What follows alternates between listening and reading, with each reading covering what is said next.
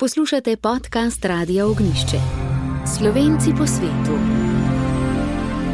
Zavod za slovensko izobraževanje je tudi letošnje poletne počitnice za učence dvojezične šole v Špetru v Beneški Sloveniji pripravil bogat program dejavnosti, ki ponuja priložnost za aktivno preživljanje prostega časa v slovenskem jeziku ob športu, ustvarjalnosti, glasbi in raziskovanju narave, poroča 15-dnevnik Dom.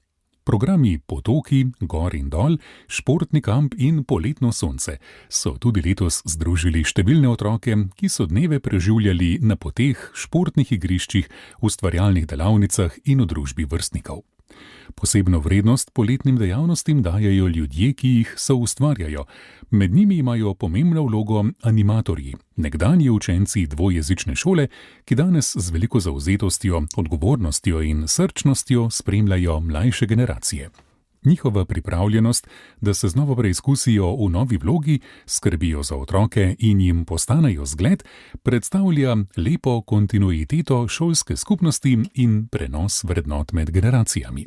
Pomemben prispevek so dali tudi številni izvajalci delavnic, ki so z različnimi vsebinami obogatili poletni program. Posebno mesto je imela Glasbena matica, ki je otrokom približala svet glasbe.